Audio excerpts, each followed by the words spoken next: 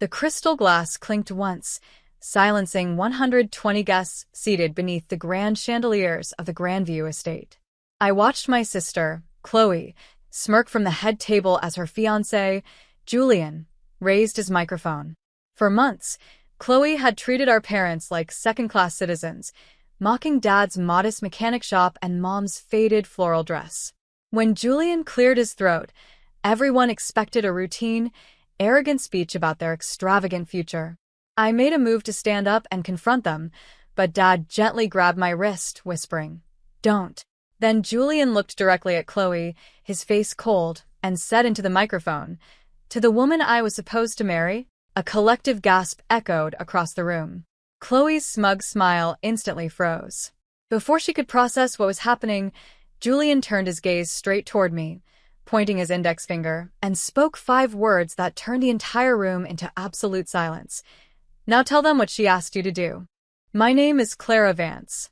I'm 32 years old, a senior auditor at a mid-sized accounting firm in Chicago, and someone who spent her entire life believing that numbers never lie, even when the people around you do.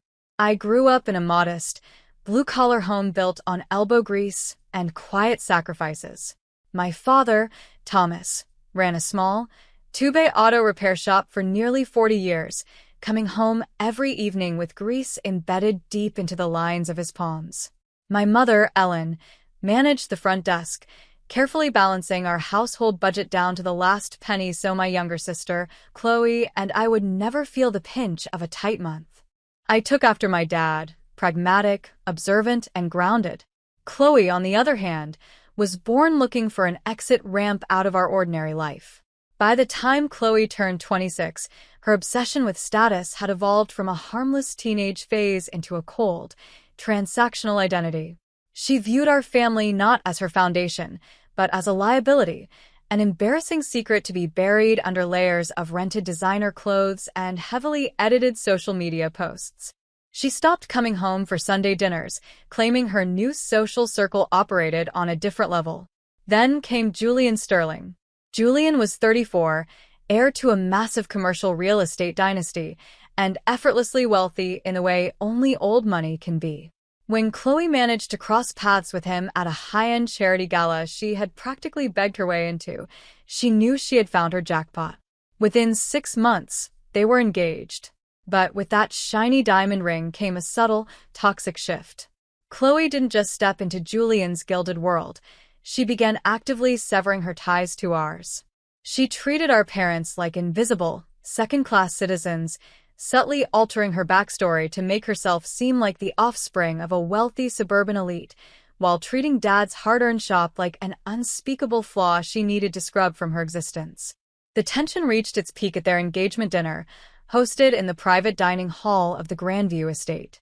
It was an $80,000 affair paid for by Julian's parents, filled with city council members, real estate moguls, and high society couples in immaculate attire. My parents sat quietly at table 9, near the back exit, visibly out of place. Mom wore her best floral dress, the one she had purchased 5 years ago for my cousin's wedding, and Dad's hands, though scrubbed raw, still carried the faint, permanent stains of motor oil under his fingernails. They had brought a gift, a small, velvet-lined box containing my grandmother's vintage silver pocket watch, polished until it gleamed. It wasn't worth thousands, but to our family it was priceless. When Chloe opened it at the head table, she didn't smile. She let out a soft, exasperated sigh that echoed across the nearby tables. "Oh, Mom," Chloe said, her voice dripping with performative pity as she held up the watch for her high society friends to see. "You really shouldn't have brought this old thing here. I know you guys don't understand how these events work, but we have a registry at Tiffany's for a reason. Julian's family collects actual antiques, not basement clutter." A quiet ripple of polite laughter snickered through her circle. Julian stood beside her, his face unreadable, his jaw tight as he looked at my father. Dad just lowered his head, his knuckles turning white as he gripped his cloth napkin, while Mom quietly adjusted her glass, trying to swallow the lump in her throat. What the room didn't know was what had happened 48 hours earlier in my apartment. Chloe had shown up unannounced, jittery and frantic. Julian's family trust required every prospective spouse to undergo a standard financial disclosure before signing the prenuptial agreement. Chloe was drowning in nearly $70,000 of secret credit card debt, money spent on designer bags, leased sports cars, and high-end cosmetics to maintain her fake persona. She needed an auditor. She needed me. She asked me to forge financial statements, to funnel her debts into fictitious corporate entities, and to alter bank records to make her appear financially independent. When I refused, telling her it was illegal and unethical, she sneered at me. "You're just jealous because I'm escaping the gutter," she had hissed. "If you don't help me, I'll tell Dad you refuse to support the family." She thought she could blackmail me into silence while publicly humiliating the people who built her. She thought no one was watching the numbers. After Chloe left my apartment, I didn't panic. I audited.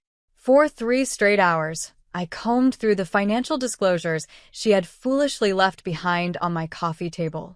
That was when I discovered her grand scheme went far deeper than hiding credit card debt. Chloe wasn't just lying about her net worth. She was attempting to exploit a specific loophole in Julian's family trust agreement.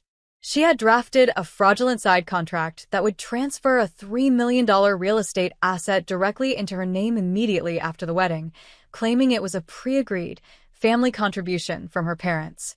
She was planning to pin the fake paper trail on Dad's shop, setting up our father to take the legal fall if the trust attorneys ever audited the transaction. She was willing to destroy our father's clean record and risk sending him to prison just to secure her safety net. I didn't call the police, and I didn't yell. Instead, I called Julian Sterling directly. We met the following afternoon at a quiet diner 3 blocks from his corporate office. I sat across from him and laid out the cold, hard facts. I didn't offer emotional appeals or tearful pleas. I simply handed him a manila folder filled with certified bank statements, credit card ledgers, and the drafted side contract bearing Chloe's handwriting. I watched his eyes scan the numbers. Julian wasn't a fool.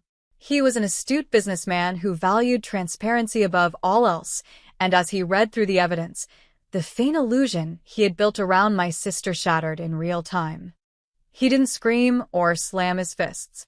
He looked up at me, his jaw set, and asked a single question. "Why are you showing me this?" "Because my parents spent 40 years earning an honest living," I told him quietly. "And I won't let her use them as collateral for her lies." Julian closed the folder, took a slow breath, and looked at me with a sharp, calculated resolve. "She thinks she's orchestrating a masterpiece tonight at the Grandview estate," he said. "Let's give her the audience she paid for." Together, we devised a plan, a silent counter-operation that would allow Chloe to walk right into the trap of her own making.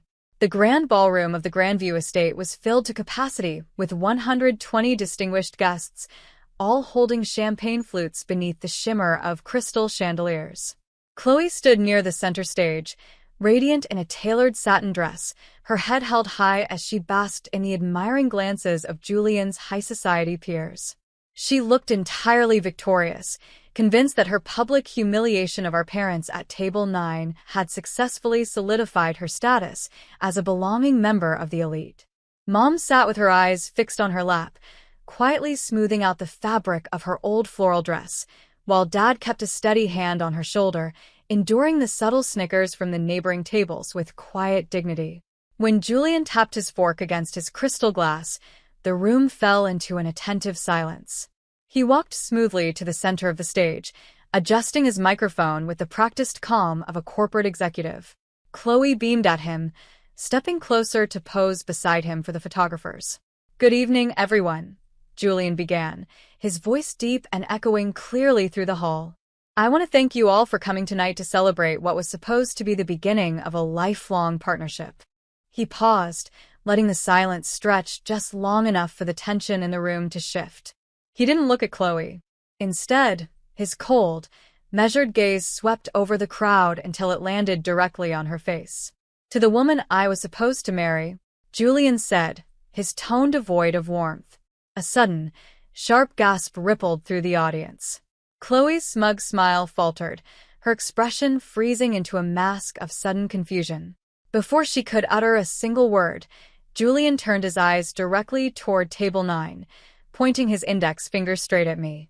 "Clara," he commanded into the microphone, his voice cutting through the stillness like a blade. "Now tell them what she asked you to do." I stood up slowly, picking up the leather folder from my chair. I didn't glance at the gasping crowd or the whispering socialites. I walked directly to the stage, pulled out the certified audit records, and handed a copy to Julian's father at the front table.